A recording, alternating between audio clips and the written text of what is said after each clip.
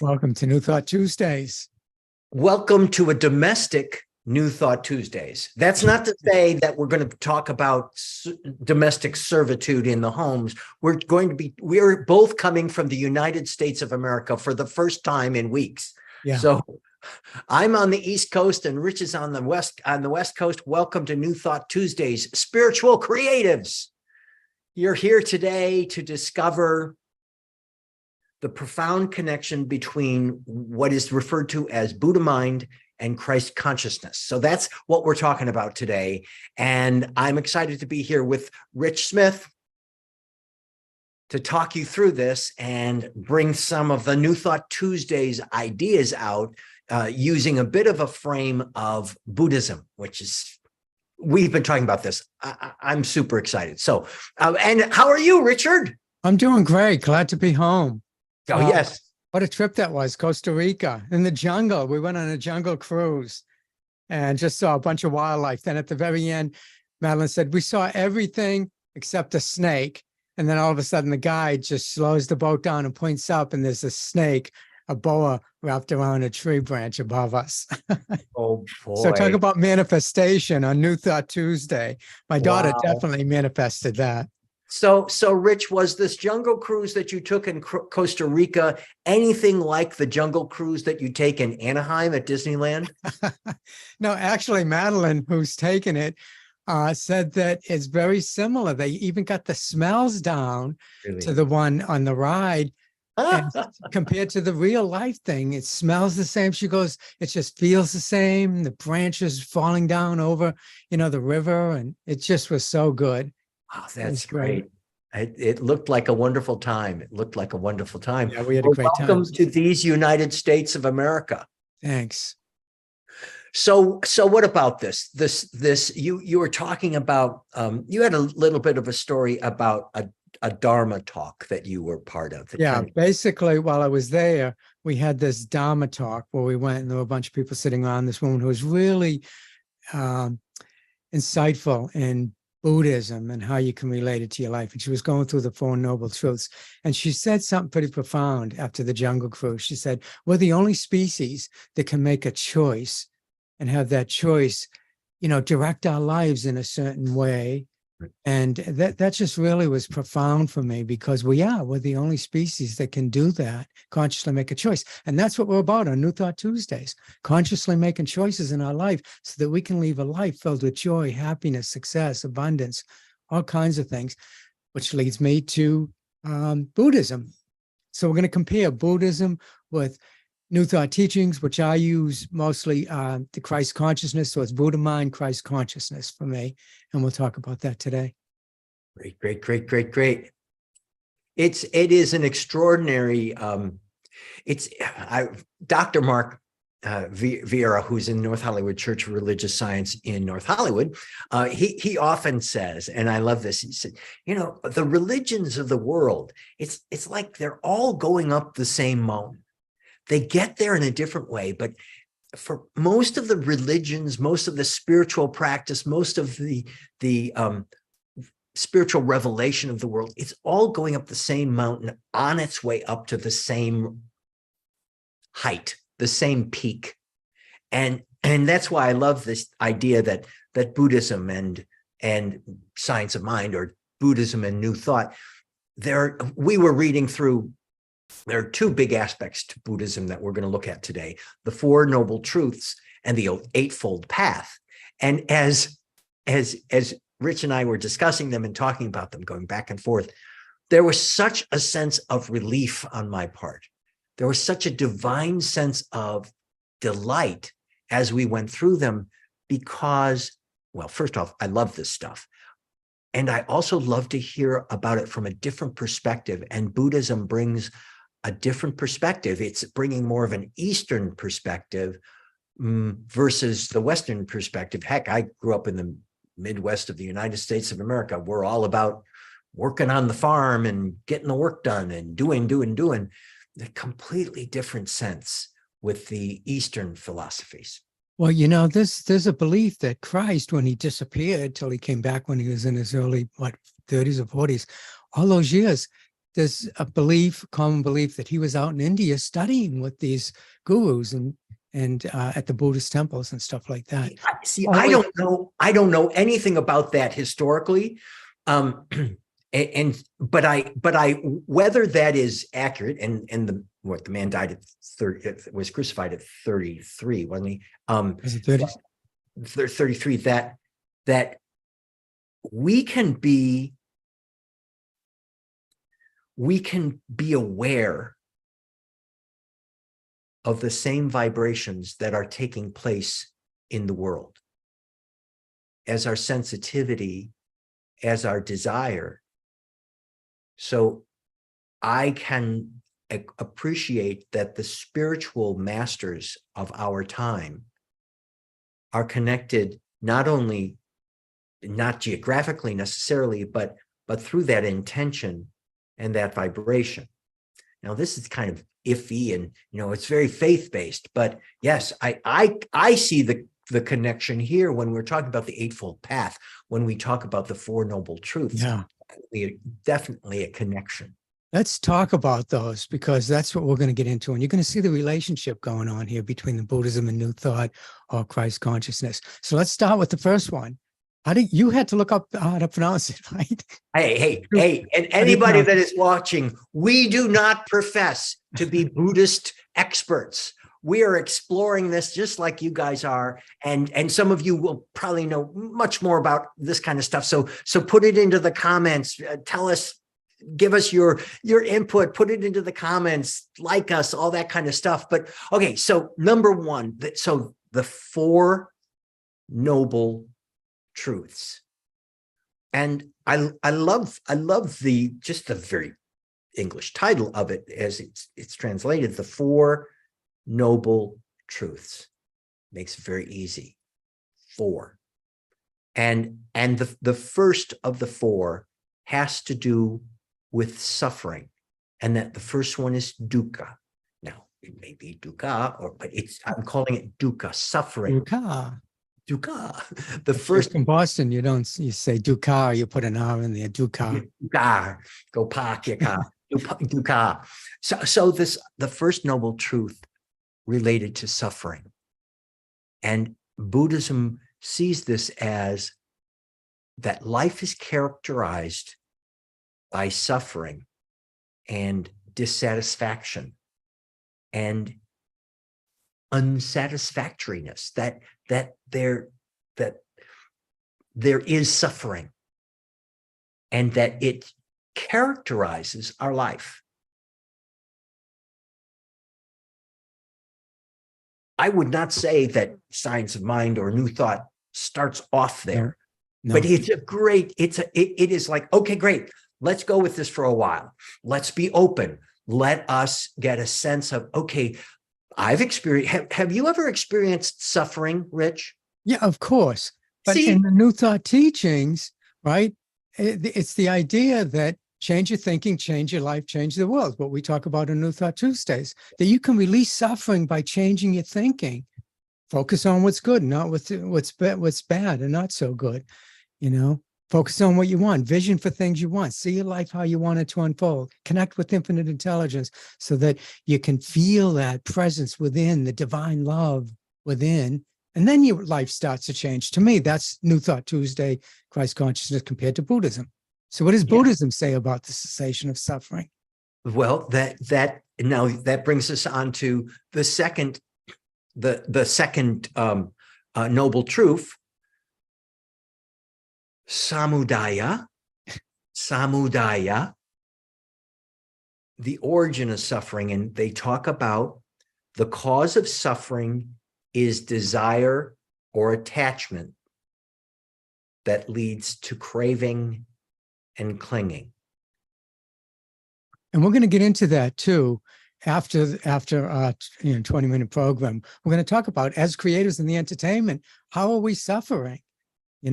What attachments do we have to the outcome? We're going to talk about that. We're going to talk how you can break through. That's part of our discussion today in the inner circle, the non-recorded section where we all get together to discuss what the topic is today. What in our creative lives is causing us suffering, or how in our creative lives are we causing suffering through our desire or attachment that we are brings us to craving and clinging.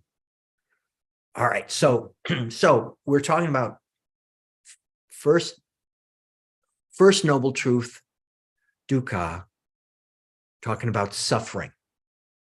It starts the topic on suffering, and the second, samudaya, going to get that right, samudaya, the cause of suffering is desire or attaching. So it says first there's suffering, and second, there's cause of suffering is desire or attachment.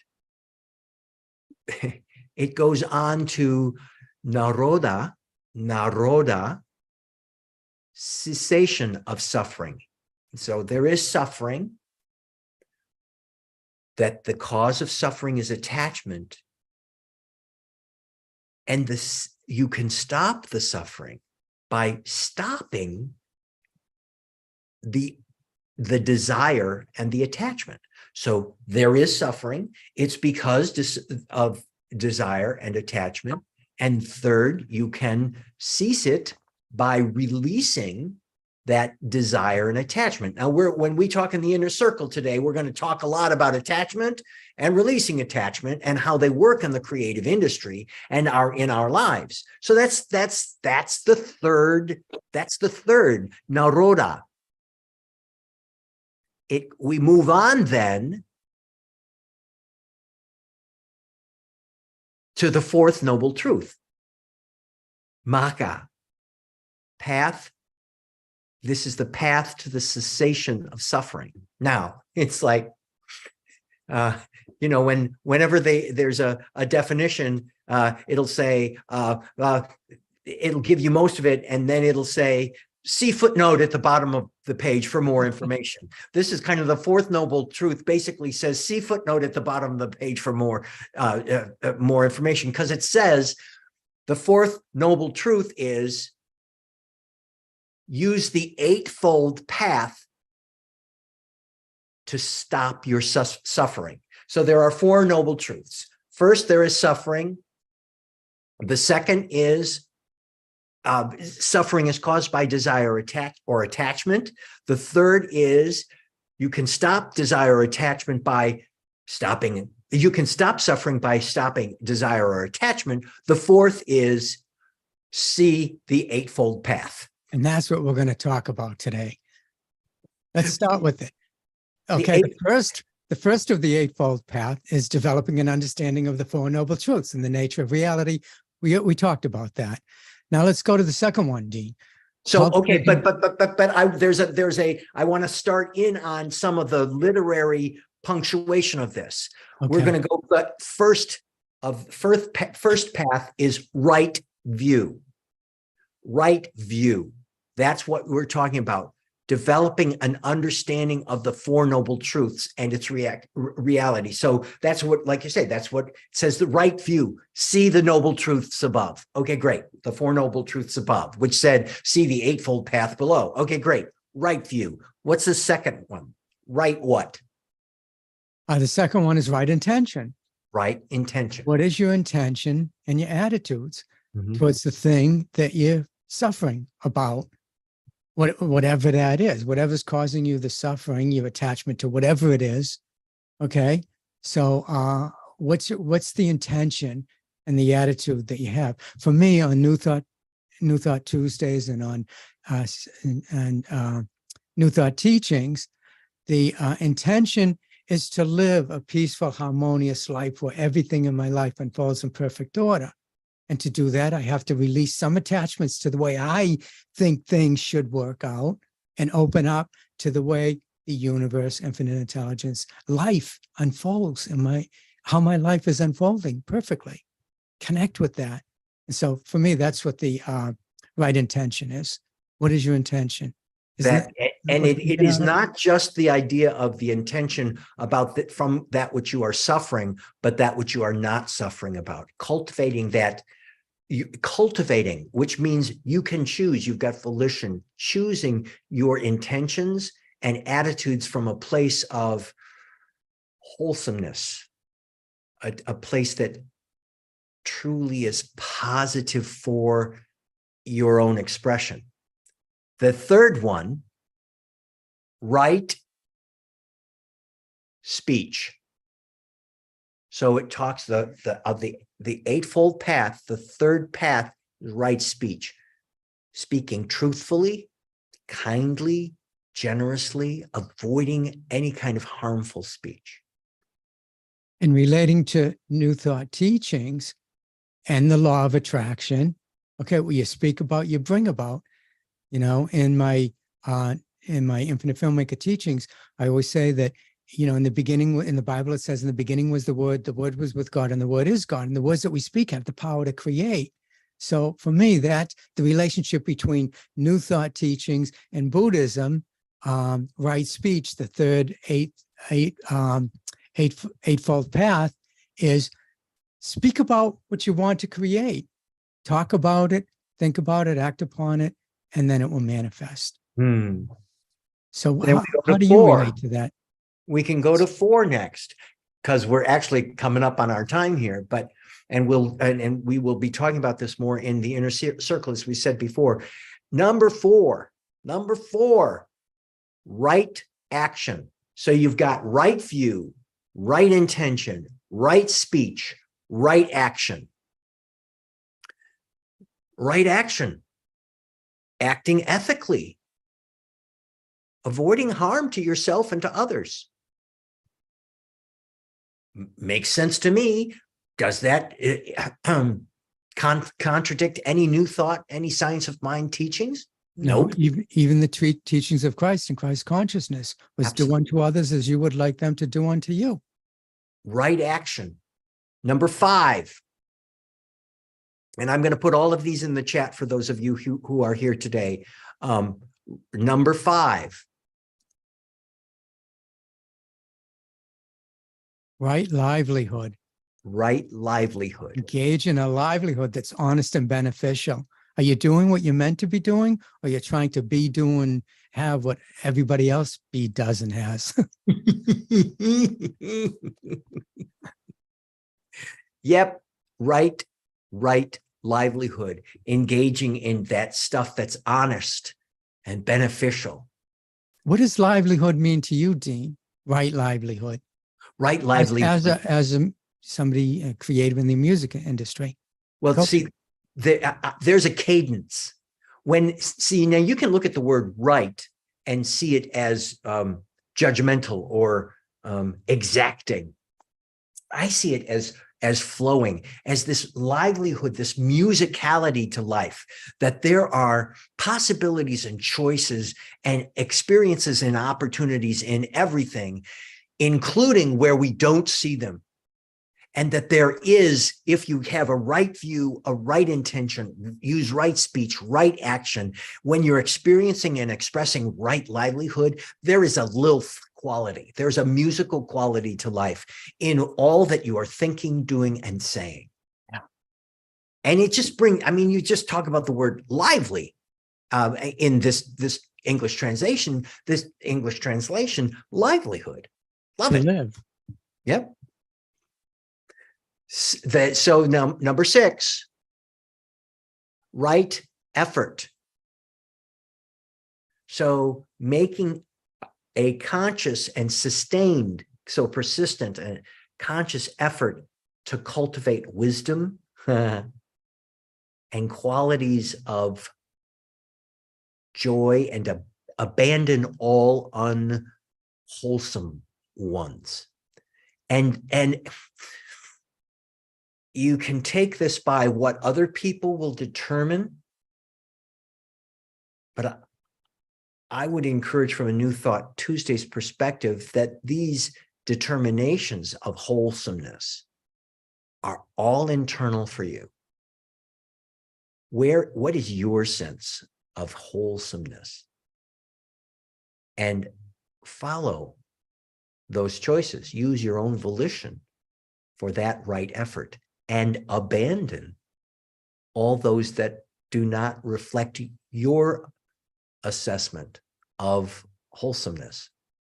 To me, wholesomeness is when I'm creating joy and passion in my life. Joy and That to me is being a wholesome, living a wholesome life. Is does this bring me joy, or does it bring me sorrow? Does it bring me aliveness, or does it bring me kind of a feeling of death? Does it And bring I joy? look forward. That's I look that's forward how to talking about this whole this wholesomeness as related to creative ideas in our inner circle today, because I have a different sense of wholesomeness. It's not conflicting with yours. It's just mine is articulated in a different way than yours is, as it is with all of us, I would believe. And I look forward to talking about some of the stories in our conversation. But let's move on to number 7. Boing. Right mindfulness. Cultivating awareness and being fully present in the present moment. I love to read stuff like that, because whenever I read it, it reminds me one more time to just be in this present moment with you right here and know that it is perfect. And it almost makes me weep with being moved, the feeling of being moved by being mindful, consciously cultivating that mindfulness. Brings us to the last and final of the Eightfold Path, because there are 8 on the Eightfold Path. Hit it, Richard. right concentration, developing focused and meditative states of mind to gain insight and wisdom. And we're going to talk about that meditation. And yeah. So here we go. As we go. Oh, and folks, if you want to be part of our conversation, our vibrant community of creative individual conversation, you can go to newthoughttuesdays.com and click on yes, I want to be reminded, and we will send you a very gentle email with the link for our Zoom meeting, and you'll come into the Zoom meeting, and we record the beginning part, but nobody else is part of that. And then we bring everybody else into the conversation. So our conversation today is going to be on the relation of the 4 Noble Truths and the Eightfold Path.